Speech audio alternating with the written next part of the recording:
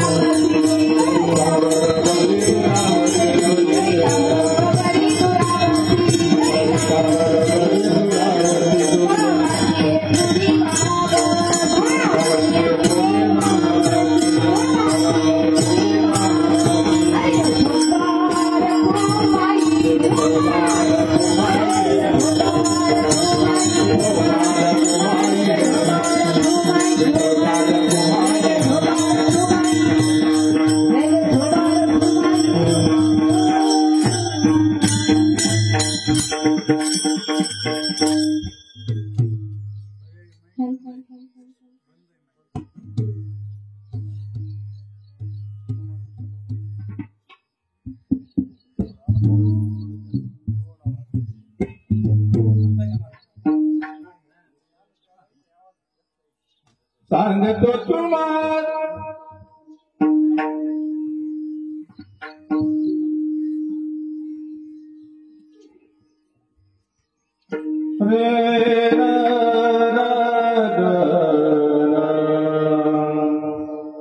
सांगतो तुम्हाची भजरे विघ्न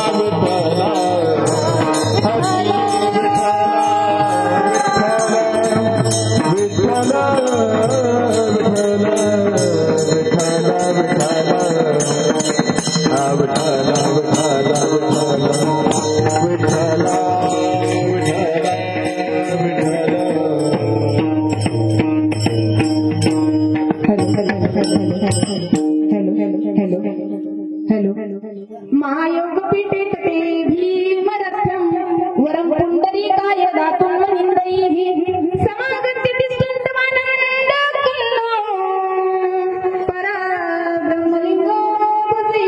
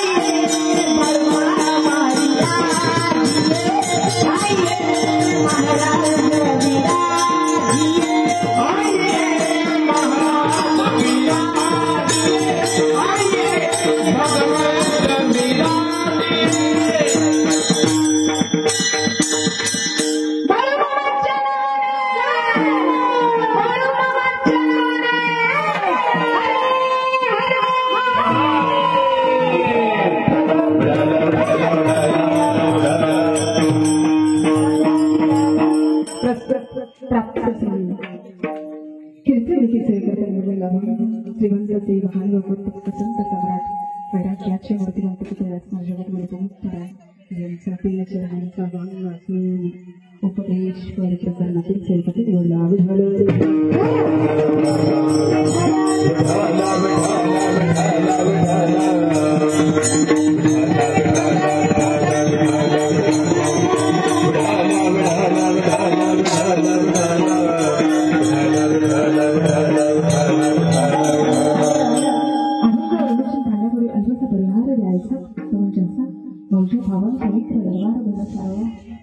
भावामुळे आज त्याने आपण जमलेलं आहे काहीतरी सर्वांना ज्ञात असेल तरी सुद्धा सांगायचं विशेष काही कीर्तन करायचं ते म्हणजे याच गावामध्ये भीती होती असणारे गणेशवासी सौभाग्यवती राहीबाई पाहिजे जोगदंड याच मातोश्रीच आज प्रथम वर्षात आहे आणि त्याच जोगदंड परिवाराने म्हणजेच त्यांच्या मुलांनी अर्जुन शामराव जोगदंड अर्जुन जोगदंड युवराज अर्जुन जोगदंड आणि त्यांची मुलगी असणारी छाया बाळू नरसिंगे ह्याच जोगदंड परिवाराने आज या ठिकाणी एक दिवसीय 2 दिवसीय नामयज्ञ महोत्सव आयोजन केलेले आहे आणि त्याच्यामधील आज म्हणजे वर्ष श्राद्धाचा दिवस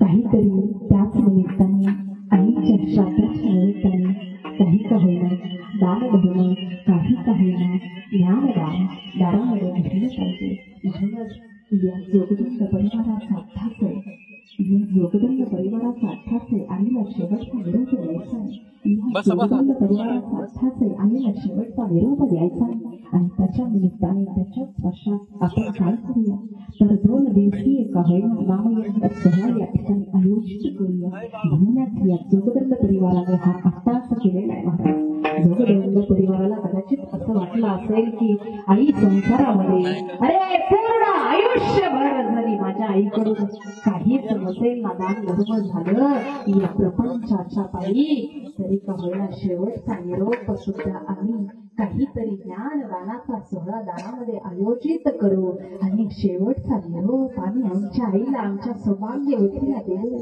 म्हणून हा 2 दिवसीय नामयज्ञ सोहळा आहे मग काही जण म्हणतील महाराज हा पुण्याचा साठा आहे खरंय पण ते इथं केलेलं पुण्य त्या आईला भेटणार आहे का त्या राहीबाईला भेटणार आहे का होय महाराज अहो इथून ट्रान्सफर केलेले पैसे आपण इथंच आहे परंतु अमेरिकेमध्ये भेटतात ना दादा तसंच इथं केलेलं पुण्य पुढं भेटतं म्हणून त्याच्यासाठी हा शेवटचा आता असे आई गेल्यात अरे जाणं तर प्रत्येकाला जावं तर लागणार आहे अरे एक दिवस आई गेल्यात त्याच्यानंतर आपल्याला सुद्धा जावं लागणार एक नाही एक दिवस या शरीराला जन्म मिळाला ना अरे हे शरीर एक नाही एक दिवस धोका दिवस जाणार आहे अरे एक नाही एक दिवस आपल्याला सुद्धा हे शरीर सोडून जावं लागणार आहे जात असताना माणसाच्या सोबत येतं काय काय महाराज माणूस मरतो पण कुठल्या रूपाने कुठल्या आकाराने कुठल्या देहाने जन्म घेतो हे काही माहित आहे का होय महाराज माहित आहे नक्की जसं कर्म करावं तसं फळ नक्कीच भेटणार आहे अरे देह तर जाणार आहे एक दिवस या देहाची माती होणार आहे शरीराची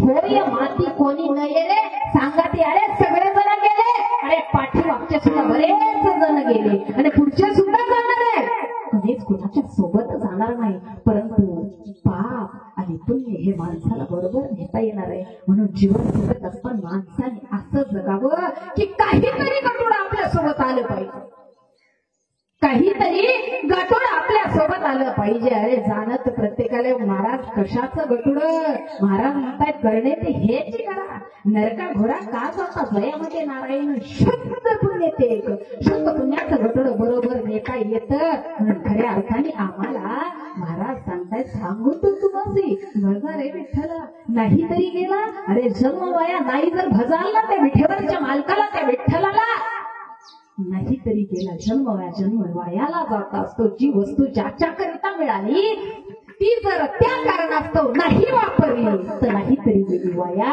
हा माईक आहे हा माईक तुमच्यापर्यंत स्वच्छ असा आवाज पोहोचवण्याकरिता यातून जर माईक मधून आवाजच येत नसेल माईक खराब असेल तर नाही तरी गेला याचा सुद्धा वायाला या दादांचा अगदी परफेक्ट आहे पाहिजे तसा आवाज आहे सगळ्यांपर्यंत पोहोचणारा आवाज आहे महाराज म्हणतात अरे बाबा देहाला आलाय ना अरे हा जन्म आता मिळालाय नंतर मिळणार नाहीये अरे म्हणून जोपर्यंत या देहामध्ये जीव आहे प्राण आहे ना तोपर्यंत जगाच्या मालकाला विसरायचं नाही म्हणून महाराज म्हणतायत सांगतो तुम्हासी भजा रे विठ्ठला नाही तरी गेला जन्म वाया किंवा करिता बरोबरी दुरावसी दुरीण भवाची पुरी वाहावसी महाराज तुमच्या विठ्ठलाला भजण्यासाठी आम्हाला द्यावं काय लागेल? महाराज म्हणतायत काही न लगे भावाची कारण तुका म्हणे आन विठोबाची.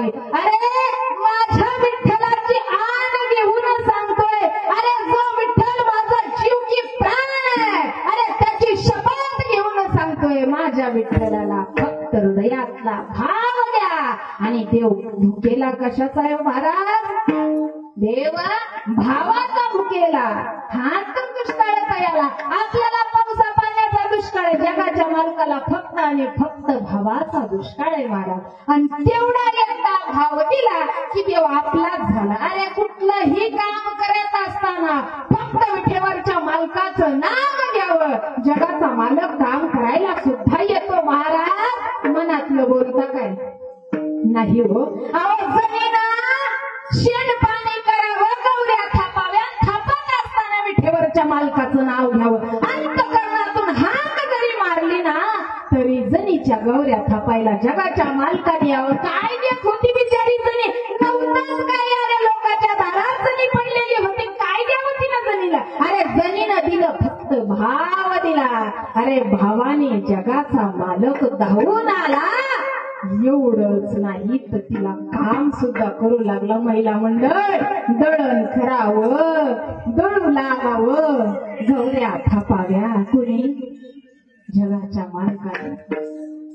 जगाच्या मालकाने. म्हणून जो जगाच्या मालकावरती प्रेम करतो त्याला शिव्या देण्याचा सुद्धा अधिकार असतो. जनाबाई देवाला शिव्या सुद्धा द्यायची. गे काळ्या मिठ्या तुझी, मिठ्या तुझी रांग रंडकी झाली, अशा शिव्या द्यायची का?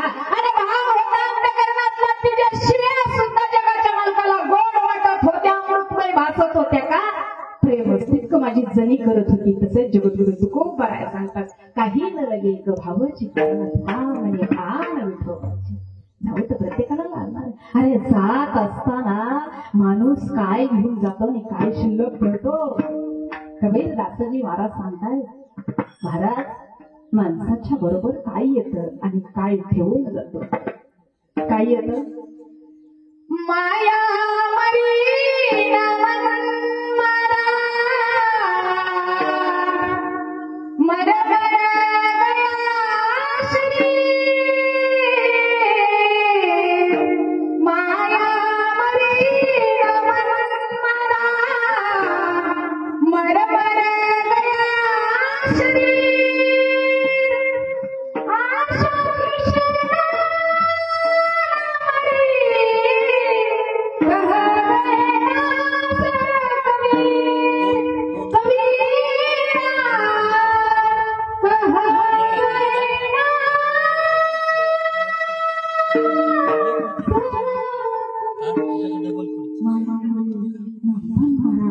अरे मर मर गया शरीर आशा तृष्णा नामरी कह गए आशा राहते तृष्णा राहते मन सुद्धा इथंच राहतं आणि तसं मनावर मरत असताना मन ज्याच्यावरती झडप घालतं ज्याची इच्छा करतं ते मनुष्याला नंतर प्राप्त होत असतं.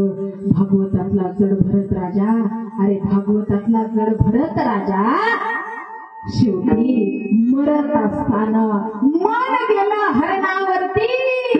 जड भरत राजा दुसऱ्या जन्मामध्ये हरणी झाला, हरणी झाला, हरणी झाला. का वसना बदल गाडी गेला, वसना बदल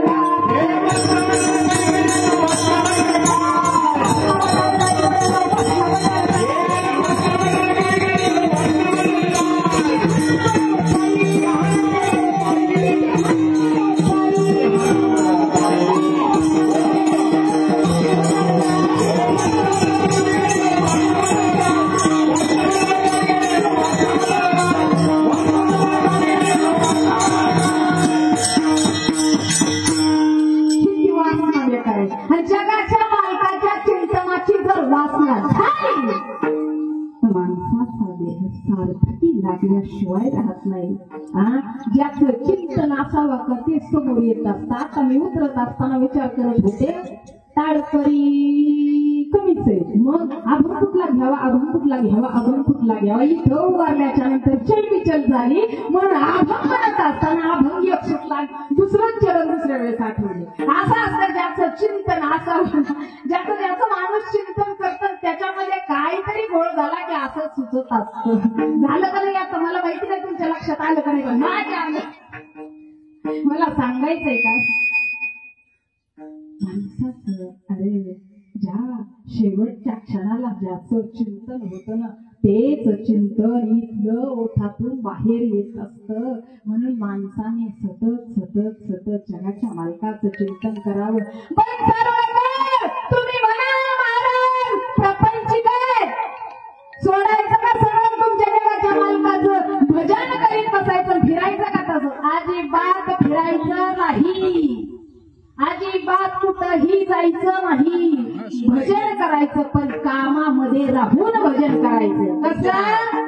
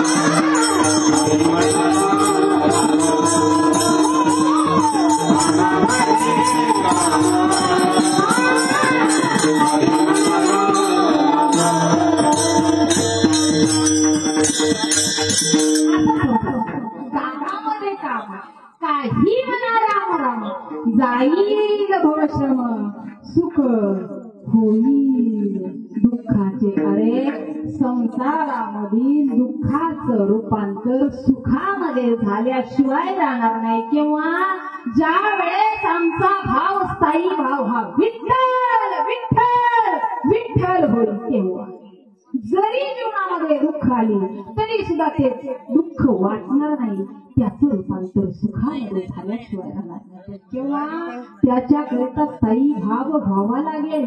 जसा अग्नीचा स्थायी भाव आहे जाळणे. अरे छोटा येऊ दे, मोठा येऊ दे, श्रीमंत येऊ दे, गरीब येऊ दे, तरी सुद्धा अग्नी काय करतील?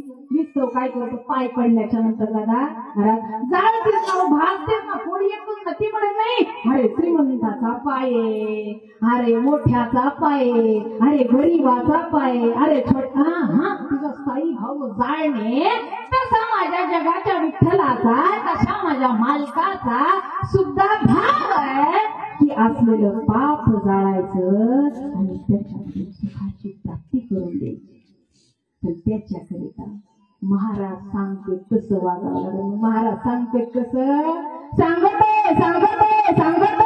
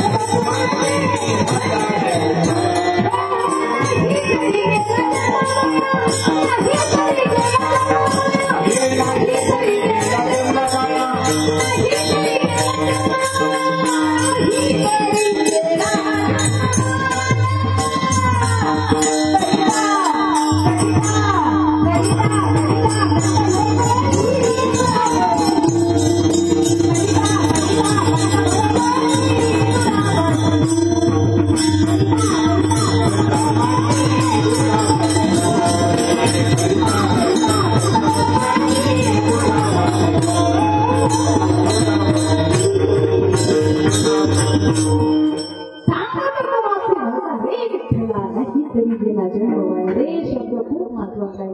सांगतो रे पोरांनो, वाईट मार्गाला जाऊ नका रे.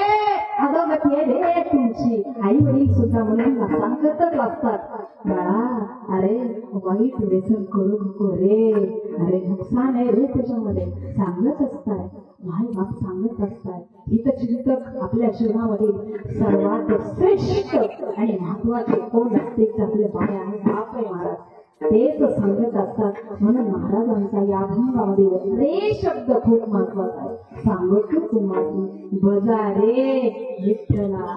अरे जीवनाचं जर कल्याण करून घ्यायचं असेल ना तर तुम्हाला विठ्ठलाला भजावं लागेल. मग काही जण म्हणतील महाराज अहो तुमच्या विठ्ठलाला भजल्याच्या नंतर, तुमच्या देवाला भजल्याच्या नंतर आम्हाला फायदा, कारण मानव मात्र असा एक जीव आहे महाराज, तो फायद्याशिवाय कुठल्याच नादाला लागत नाही, कुठल्याच कामाला लागत नाही, सतत आणि सतत आपला फायदा पाहत असतो.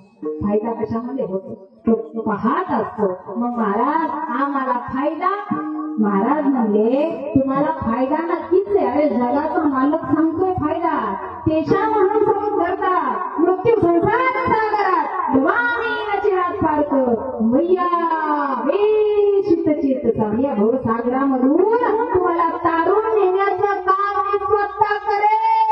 जेव्हा तुम्ही मला भजाल तेव्हा. पण आपण झालंय कसं, संसार आलाय हातामध्ये, संसारी खेळ नाही. जगाच्या मालकाने आपल्याला टाइमपास म्हणून ती खेळणं हातामध्ये दिले बरं का, खेळणं हातामध्ये दिलंय आणि सांगितलं याला खेळता खेळता माझं स्मरण कर. पण नुसतं खेळत राहिला स्मरणाचा पत्ताच नाही. म्हणून महाराज म्हणतात नाही तरी गेला शंभर. बाबा तू नुसतं जर खेळत बसला ना, पाठीवर दप्तर, शाळेत गेलाय आणि नुसतं आता संध्याकाळी गेलं की क्रिकेट खेळायला जायचं, नुसतं आता संध्याकाळी गेलं की काय गोट्या खेळायला जायचं, हे जर चिंतन करत असतील ना बाबा तर त्या दप्तराचा काय उपयोग आहे. पेट्रोल खाऊन चांगले मार्ग. तसं म्हणजे जगाच्या मालकाचं जर नाही नाव घेतलं तर नाही तरी गेला जन्म वाया. तेव्हा करिता भरवरी गुणागती गुरी भावाची खुरी वाहवती. अरे संसार करत असताना जगाच्या मालकाला आठवणं साठवणं आपलं कर्तव्य का. अरे आपण जगाच्या मालकाचे अंश आहे. महाराज तुमच्या माथ्यातलंय का, नाही इथे म्हणजे सांगेल. अरे आपण जगाच्या मालकाचे अंश आहे. जीव भूत सनातन मन शस्त्राने प्रकृतीच प्राणी करशती. अरे जगाच्या मालकाचा अंश तुमच्यामध्ये आणि माझ्यामध्ये, म्हणून आपलं कर्तव्य त्याला भोगणं नाही. भोगणं म्हणजे गणितातला अंश चुकणं. जर बीजगणित आणि भूमितीचा विचार केला तर अंश चुकला की काय होतं हे बघा, अंश चुकला की काय होतं, गणित चुकतं बरोबर का. तसं जीवनरूपी मनुष्याने अंशाकडे आकर्षलं गेलं नाही तर जीवन सुद्धा चुकतं. म्हणून आपलं कर्तव्य हे जगाच्या मालकाला भजणं का, कारण आपण जगाच्या मालकाचे अंश आहेत. अजून साधं सोपं करून सांगू का, मला सांगा नदीची धाव कोणीकडे असते, नदीची धाव कोणीकडे, अंशाने अंशाला आकर्षलं जावं, अंशाने अंशाकडे धाव घ्यावी. नदीची धाव समुद्राकडे का, समुद्राकडे तिला डोंगराला जायचं नाही का कळत, तिथं झाकायचं नाही का कळत, नाही हो तू समुद्राला जाऊन येते का, कारण नदी हा समुद्राचा अंश आहे. ज्या वेळेला पाऊस पडतो तेच पाणी पृथ्वी तलावरती साठतं आणि तेच पाणी नंतर समुद्रामध्ये जातं, त्याचे बाष्पीभवन होतात, ढग बनतात आणि तेच ढग परत पृथ्वीवरती पाणी स्वरूपामध्ये येतात. तेच पाणी समुद्रामध्ये जातं. म्हणून नदीचं आकर्षण समुद्राकडे. त्या नदीला सुद्धा कळतंय आपला अंश समुद्र आहे. मला सांगा झाडावरून पडणारी फुलं वर येतात की खाली जातात. काही जणांची महाराज गुरुत्वाकर्षणामध्ये खालीच येतात. शास्त्र सांगतं, शास्त्र सुद्धा सांगतं, जरी विज्ञान सांगत असेल ना गुरुत्वाकर्षणामध्ये खालीच येतात, माझं शास्त्र सुद्धा सांगतं उगम कुठून झाला, ते झाड उगवलं कुठून, मातीतून. आणि 4-8 दिवस म्हणजे 4-8 महिने जर फुल फुलून ठेवलं तर त्या फुलाची काय होणार आहे? माती. म्हणून त्या फुलाचं आकर्षण मातीकडे आणि पृथ्वीकडे, कारण त्या फुलाला सुद्धा कळतंय आपला अंश माती. कारण आपला जन्म मातीतून झाड आलं, झाडाची फुलं तयार झाली आणि ती पडल्याच्या नंतर 4-8 महिने पुरून ठेवली परत त्याची माती. त्या फुलाला कळतंय. मुलाला मूल छोटस 2-3 महिन्याचं जर बाहेर गेलं तर घरी आल्याच्या नंतर त्याचं आकर्षण कोणीकडे असतं? शेजारणीकडे, आपल्या माईकडे, आपल्या आईकडची शेजारणीकडे. आईकडंच आकर्षण होतं का? त्याला कळत नव्हतं का शेजारणीच्या घरामध्ये बसायचं? शेजारी त्याने असं करायला पाहिजे होतं मला घे, पण तिथेच नाही केलं. आई समोर आई ती आईला शोधत होतं का? कारण बाळ आईचा अंश आहे, त्याच्यामुळे बाळाचं आकर्षण आईकडे आहे. मला समज आहे ना, सकाळी चूल पेटवली होती ना, चूल चूल चूल चूल काय करावं महाराज, पती देवाने गॅस घरी आणून ठेवले, त्याच्यामुळे चुलीचा पत्ताच लागत नाही. गॅस पेटवला का? जाऊ द्या चूल. गॅस पेटवला का? पेटवला. सकाळी गॅसला लाईटर लावल्याबरोबर त्याच्यातून निघणाऱ्या ज्वाला खाली निघल्या की वरी निघल्या? बोला की वरी. कमाल स्वयंपाक केला आमच्या इकडे करत नाही, पण तुमच्या इकडे विचारलं. वरी निघल्या खाली निघल्या? वरी खाली निघल्या, वरीच का बरं निघल्या? आपण जर चूल पेटवली तर त्या ज्वाला निघणाऱ्या वरी निघतात का खाली निघतात? वरी निघतात का खाली? का बरं वरीच निघतात? त्यांना कळत नव्हतं खाली झुकायचं. अरे त्यांना माहित आहे जर आपण खाली झुकलो आपला नाश आहे, आपण विझू. पण वरीच आपला अंश आहे, म्हणून आपलं आकर्षण वरी असलं पाहिजे. अग्नी हा सूर्याचा अंश आहे, म्हणून अग्नीचं आकर्षण वरती आहे महाराज. म्हणून आपलं आकर्षण जगाच्या मालकाकडे. आपण अंश ममैवांशो जीवलोके जीवभूत सनातनः मनःषष्ठानि इंद्रियाणि प्रकृती स्थानी कर्षति. तुमच्यामध्ये माझ्यामध्ये जगाच्या मालकाचा अंश आहे. म्हणून आपलं आकर्षण म्हणून महाराज अभंगाच्या पहिल्या चरणात सांगताय. सांगतो तुम्हारे भजारे विठ्ठला, सांगतो तुम्हारे भजारे विठ्ठला.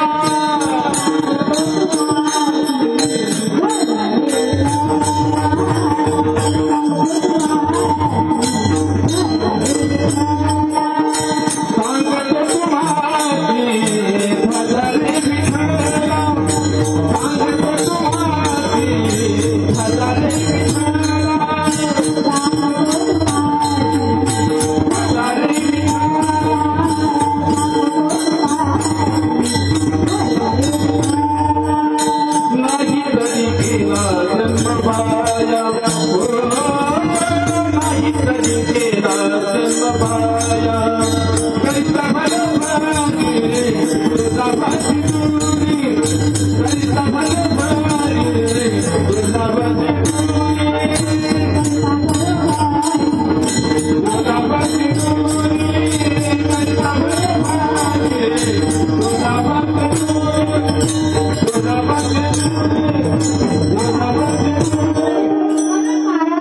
सांगतो तुम्हारे भजारे नाही तरी गेला जन्म वय आपलं कर्तव्य त्याला लग्न का आपण औषधाचे आपल्याला हे मिळाले त्याची पुण्याई त्याची पुण्याई म्हणून आपण येतोय. म्हणून या धर्म मंडपात आहे त्याची जर पुण्याई नसतो आपण माणूस झालो तर नक्कीच गोठ्यामध्ये बांधला असतो. बरोबर आहे. अरे जगाच्या मालकाची कृपा आहे खऱ्या पाण्याने धर्म मंडपामध्ये आणि स्वतंत्र्यामध्ये आम्ही स्वतंत्र आहोत. नाही तर पारतंत्र्यामध्ये भूतावं लागलं असतं जनावरांसाठी. बरोबर आहे का? जनावरांना बिचारायचं जीवन पारतंत्र्यच आहे का? त्याच्यावर नाही कृपा जमा का? जोपर्यंत कृपा करून घ्यायची होती तोपर्यंत कळलं नाही या शरीराला एखाद्या जगाच्या मालकाची कृपा संपली. स्वर्गातून तुला खाली यावं लागतं. स्वर्गीचे आमर इच्छिता ती देवा मृत्यू लोकी व्हावा. आपलं कर्तव्य जगाच्या मालकाला न विसरता भव्य महाराज अरे आलोय ना जन्माला, हा जन्म घाटा मिळाला, अरे नंतर मिळेल याची शाश्वती नाही. मनुष्य जन्म अनमोल रे, इस मिट्टी में मत रोए, अब दुनिया है फिर नहीं मिलेगा, कभी नहीं कभी नहीं कभी नहीं, अब दुनिया है फिर नहीं मिलेगा, कभी नहीं कभी नहीं. नंतर मिळेल याची शाश्वती नाही ना, बघा रे विठ्ठला, नाही तरी जन्म वयान लग्न करतोय का? आपण अवश्य सांगितलं, पण महाराज अहो तुमच्या विठ्ठलाला देण्याकरिता भाव लागतो बरोबर, पण किती जणांनी भाव दिला जगाचा मालक त्याला भेटला? किती जणांनी भाव दिला? मला सांगा. शबरी मातेला देव भेटण्याकरिता आला की शबरी माता देवाला भेटण्याकरिता गेली? शबरी मातेला देव भेटायला आला की शबरी माता देवाला भेटायला गेली? पण सरळ बोला ना. जगाचा मालक भेटायला आला का? काही न लगे बाबाची कारण का काहीच दिलं नाही माझ्या शबरी मातेने जगाच्या मालकाला, प्रभू रामचंद्रांना. अरे प्रभू रामचंद्र शबरी मातेच्या कुटियावर आले तेव्हा जगाच्या मालकाचं चरण धुण्यासाठी पात्र सुद्धा नव्हतं माझ्या शबरी मातेच्या घरामध्ये. शबरी मातेच्या घरामध्ये प्रभू रामचंद्रांचं चरण धुण्याकरिता पात्र सुद्धा नव्हतं, पण पात्रता होती. आपली पात्रानं घर भरले, पण पात्रता नाही. हे भावाचं कारण का? आपण जेवढा भाव देत नाही जगाच्या मालकाला, आपणच कांद्याला भाव आला की आपणच भाव खातो. अरे म्हणतात अरे काही जरी झालं ना तर आपल्या जगाच्या मालकाला बघणं, जगाच्या मालकाचं नाव घेणं आपलं कर्तव्य. जसं प्रभू रामचंद्र शबरी मातेला भेटायला आले तसे तुम्हा मला सुद्धा भेटण्याकरिता येतील, पण जगाच्या मालकाला द्यावा लागतो तो भाव. काही जण म्हणतील महाराज आम्हालाही वाटतं जगाच्या मालकाची भेट व्हावी, आम्हालाही वाटतं कीर्तनामध्ये येऊन बसावं, आम्हालाही वाटतं टाळ घ्यावा, आम्हालाही वाटतं कीर्तन ऐकावं, पण अगोदरचे दुष्कर्म आयोजित महाराज आम्हाला अगोदर केलेलं पाप आमच्या समोर दिसतं. असं वाटतं लोक काय म्हणतील हा विषय बाजूला ठेवा. अरे तुम्हाला काय वाटतं ते करा. कोणाकडं काही नसलं तरी लोक त्याला हसते, ज्याच्याकडं सर्व काय आहे त्याच्यावर लोक जळतात. लोक आता कशाला काय घेऊन बसतात? आपल्याला जसं वाटतं तसं करावं माणसाने. पण महाराज आता सुधारलो आणि पण मागचं पाप जगामध्ये खाल्लं नको ते पिल्लं नव्हतं कळत, पण आता कळतंय. पाठीमागचा दोष महाराज म्हणले मागे झाले पाहू नका, पुढे जामीन आहे तुका. पाठीमागचं द्या सोडून आज आता लगेच तुमच्या मनामध्ये आलाय ना चांगला भाव, तर जगाचा मालक तुम्हाला सद्गुरू करायला तयार आहे. अपि चेत सुदराचार भजन्ते मामनन्यः साधुरेव समन्तव्य सम्यक व्यवस्थितो हि. आता तुमच्या मनामध्ये चांगला भाव आला ना, अगोदर जरी दुष्कर्म वाईट कर्म जरी केला असेल ना, तर आता कळले महाराज अरे जगाच्या मालकाशिवाय काहीच नाही. जातील सगळी तुमची पापं धुवून जगाचा मालक माफ करेल तुम्हाला. पण त्याच्याकडे आज आता ताबडतोब चुलत तरी लगेच कामाला लागावं लागेल, बरोबर का? त्याचं काम तर करावंच लागेल. तेव्हा तर मालकाच्या इथं काम केल्याच्या नंतरच पगार मागण्याचा अधिकार असतो. बाया जर शेतामध्ये कामाला लावल्या, त्या जर त्या बांधावर थोडीशी शेंगा खात बसल्या, जर संध्याकाळी जर पगार मागायला आल्या, मालक पगार देईल काय? पहिलं तर मी लाज वाटते का? अगं दिवसभर लोकांच्या बांधावर शेंगा खात बसली, माझं पटांगण असं सोडलं पगार मागते असं म्हणते. आज जगाचा मालक सुद्धा तसाच नाही. अरे ज्या कामासाठी पाठवलं ना तेच काम केलं नाही, काय अधिकार आहे तुला मला बोलवण्याचा? म्हणजे हा कशासाठी दिलाय? देह दिला देव भजना गो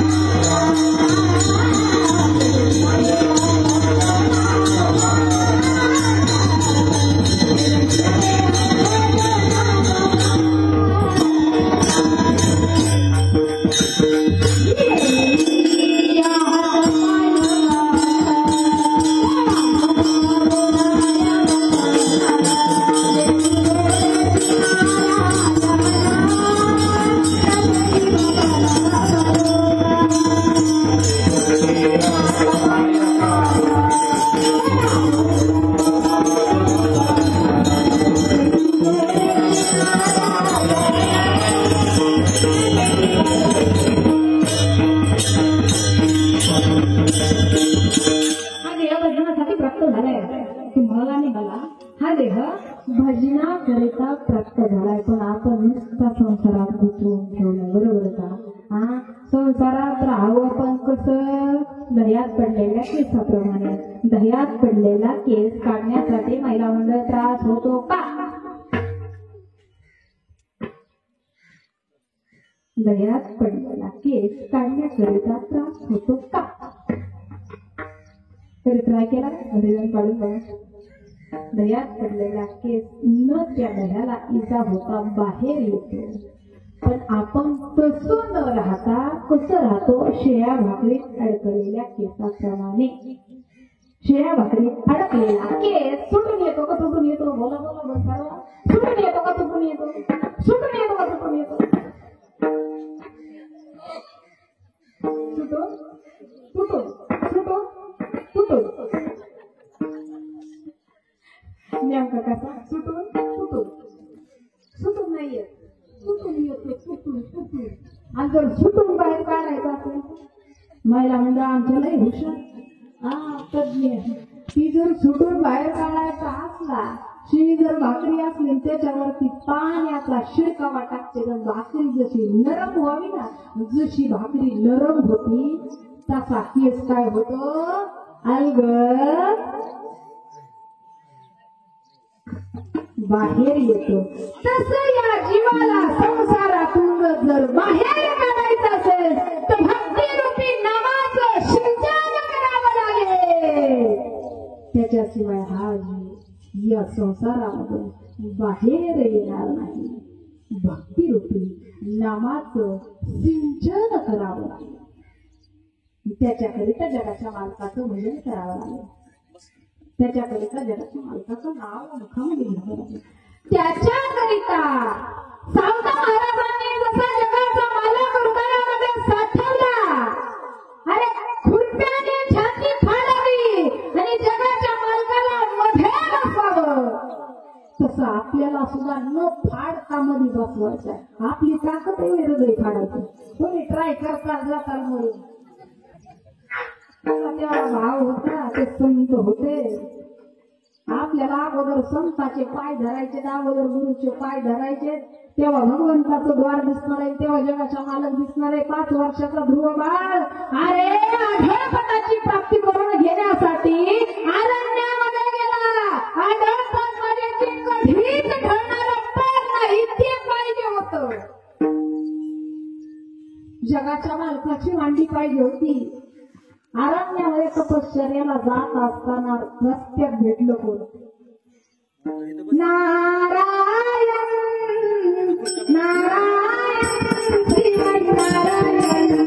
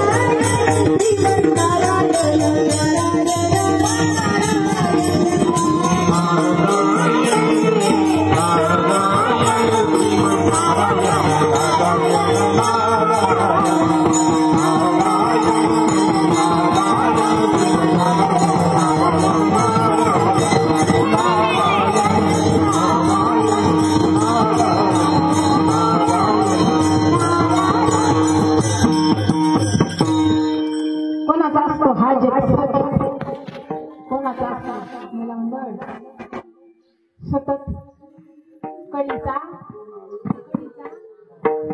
नारद वर्षींचा सतत आणि सतत हा जप असतो. आणि त्यांची भेट झाली, त्या संतांची भेट ध्रुव बाळाला झाली. अगोदर संतांची भेटी मग भगवंतांची. अगोदर संतांचं पाय धरावं लागत, त्याच्याशिवाय जगाचा मालक आपल्याला भेटणार नाहीये. एकदा का संत भेटले मग जगाचा मालक भेटलाच म्हणून म्हणून अगोदर संगत संतन के संग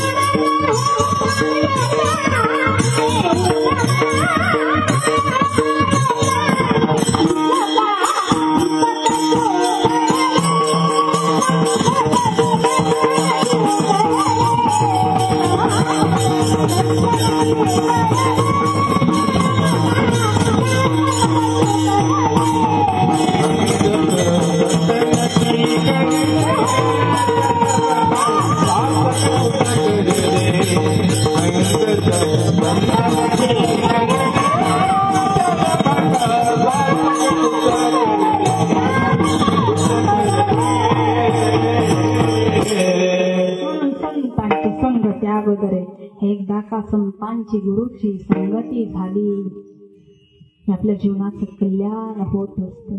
म्हणून गुरु केल्याशिवाय माणसाने कधीच मरू नये. अगोदर गुरु मग मरू. आपण खऱ्या अर्थाने आज सांगू का आपण नशिबान आहे. ज्या घराण्यातून तुम्ही मला बोलवलं ना त्याच घराण्याचे पाईक त्याच घराण्याचे 6वे अधिकारी म्हणजे माझे सासरे सद्गुरू रामदास महाराज या ठिकाणी उपस्थित आहेत. महाराज ऐका, आमचा मोठापणा म्हणून नाही सांगत, थोड्याच प्रमाणामध्ये शिष्यमंडळ इथं, पण आमची 8वी पिढी आहे. 8वी पिढी आहे. हा घराणा चालत आलाय, एक नाही अर्धी नाही, 8वी पिढी. आता माझा मुलगा 8व्या पिढीला आहे. महाराज अहो, संतांची संगती केल्याच्या नंतर जगाच्या मालकाची प्राप्ती होती. ज्या सद्गुरू शामनाथ महाराज घराण्यातून मिळालेल्या त्याच सद्गुरू शामनाथ महाराजांना जगाच्या मालकाने भेट दिली सामनगाव वडापुरी.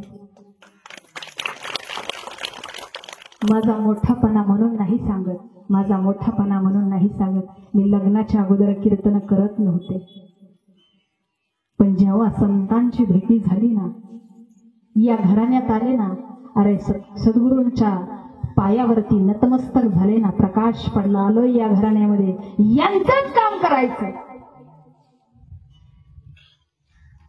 नागोदर गुरु करणं जन्मामध्ये खूप महत्वाचं आहे. त्याच सद्गुरू शामनाथ महाराजांना जगाच्या मालकाने भेट दिली आणि वारी मागून घेतली. वारी मागून घेतली पंढरपूरची. आपली कार्तिकीचा 16 हा पायी दिंडी सोहळा, जाताना पायी येताना पायी 150 वर्ष झाले चालू.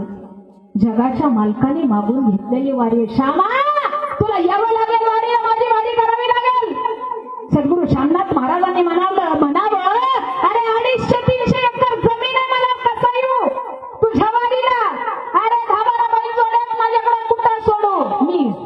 मी समर्थ आहे, तुझं सगळं काम करायला मी समर्थ आहे, तू माझ्या जवळ ये श्यामा. अरे तेव्हापासून पासून 150 वर्षापूर्वीपासून आपली वारी चालू आहे, कार्तिक वारीचा सोहळा. त्याच सद्गुरु शामनाथ महाराजांचा कार्तिक वारीचा सोहळा सुरू आहे. मला सांगायचंय काय, अरे जो जगाच्या मालकाचं भजन करतो ना, एक दिवस जगाचा मालक त्याला भेट द्यायला येतो. त्याच घराण्याचा आजही प्रपंच उत्तम आहे आणि आजही परमार्थ उत्तम आहे. माझे पती सुद्धा कीर्तनकार आहेत, हे सुद्धा कीर्तनकार होते, हे सुद्धा चांगले वादक होते. मला सांगायचंय काय, ही अशीच आमची 8वी पिढी आहे. मला सांगायचंय काय, अरे जन्माला आलाय ना तोपर्यंत या नरदेहाचं सार्थक करून द्या. मरावे परी कीर्ती रूपी करावे असं. अरे मरावं तर एक दिवस लागणारच ना.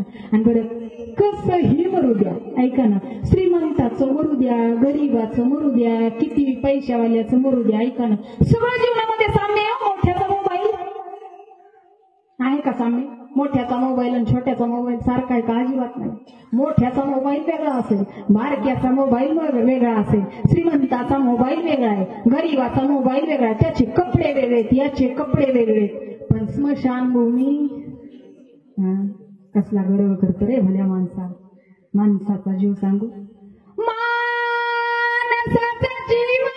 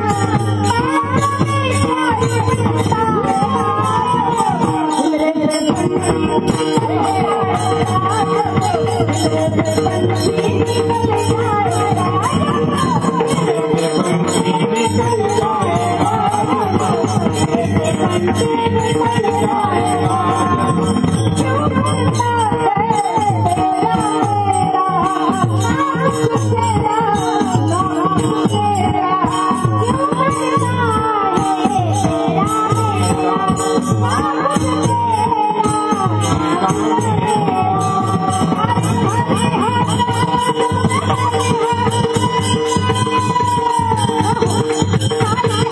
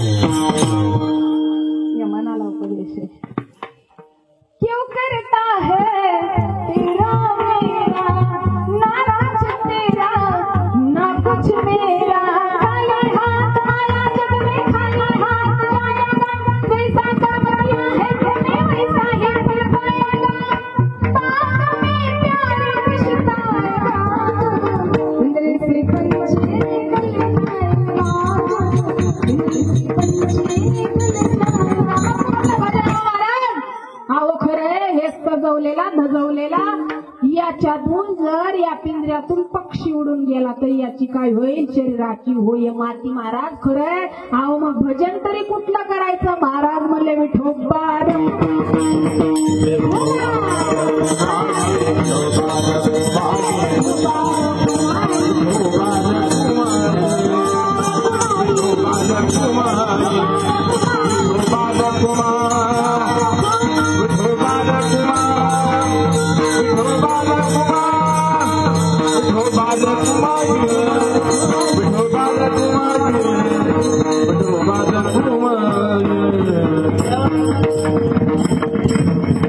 ऐका ना, फुलं वाटून घ्या.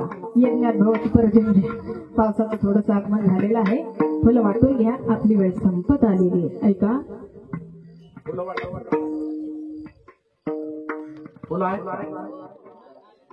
आहेत ना, मग आणून वाटून घ्या. अवघ झाल्याच्या नंतर सर्वांनी या फोटोवरती आईंच्या, राही आईंच्या फोटोवरती पुष्पांजली अर्पण करायची आणि सेवेला पूर्ण विराम द्यायचा आहे. महाराज मला सांगायचंय काय? महाराज म्हणतात सांगते तुम्हाला हजारी विठ्ठल नाही तरी गेला जन्म वयारे जावं तर लागणार आहे. प्रत्येकाला जावं लागणार आहे. आज राजा आई गेल्या. वर्ष कालावधी संपत आलेला आहे. आज 12 मासिक झाली. आज 13वं मासिक आलं. संपलं रे संपलं. वर्षभर म्हणत होते बाबा आमच्या हिज मासिक आहे, माझ्या हिज मासिक आहे. अरे पण आज 13वं मासिक आहे. तसे बाबा म्हणायला लागले आज वर्ष श्राद्ध आहे. आणि एकदा का वर्ष श्राद्ध झालं की माणसाचं सर्व काही पाठीमागं पडत असतं. सरली प्रीता सरले गाते केस सरला सारा हो केस सरला सारा पाखरा तुफान सुटला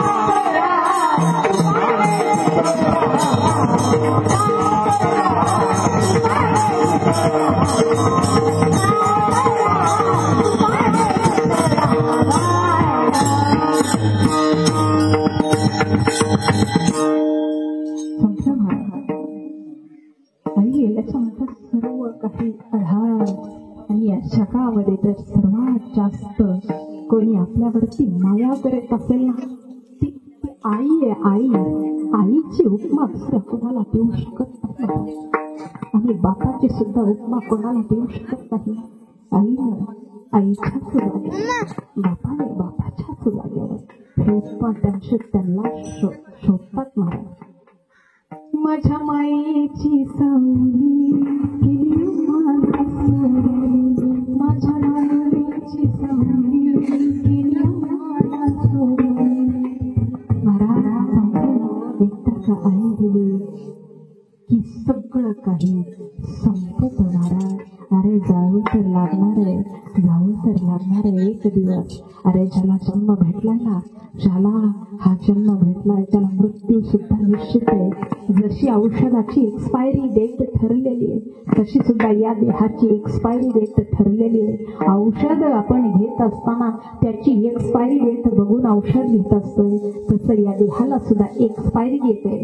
फक्त जगाच्या मालकाच्या हातात आहे. आणि ज्या दिवशी आपली एक्सपायरी डेट संपते ना महाराज, अरे त्याच दिवशी आपल्याला जावं लागतं संघाच्या खांद्यावरती. म्हणून हे भल्या माणसा विचार कर आणि कामाला लाग.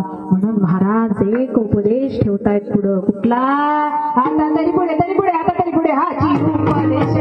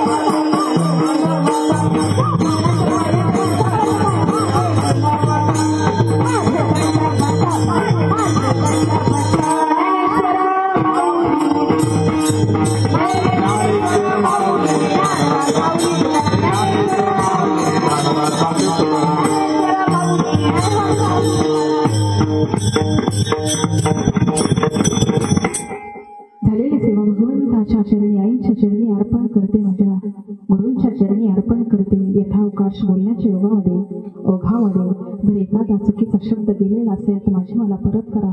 जे योग्य असेल ते जीवनामध्ये आत्मसात केल्याशिवाय राहू नका. झालेली सेवा पुन्हा एकदा भगवंताच्या चरणी अर्पण करते. आता लगेच आपल्याला सर्वांनी उठून उभे राहायचे आणि एका भंग झाल्याच्या नंतर फोटोवरती पुष्पवृष्टी करायची आणि सेवा संपवायची. सर्वजण उभे श्यामनाथ एकनाथ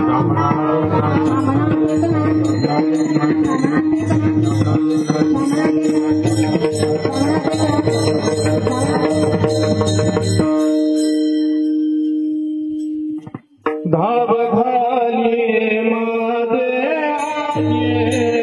धाव घाली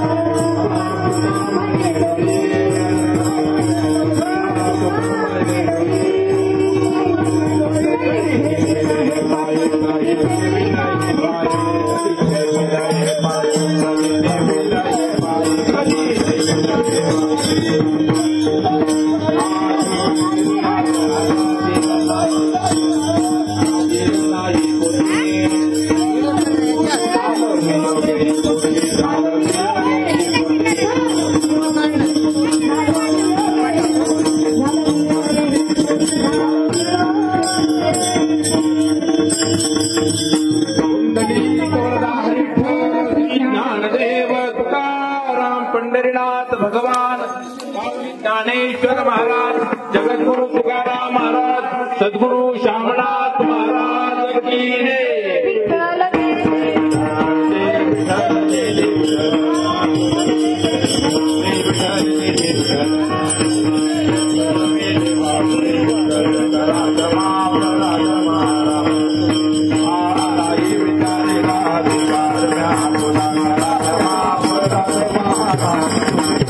ज्ञानेश्वरा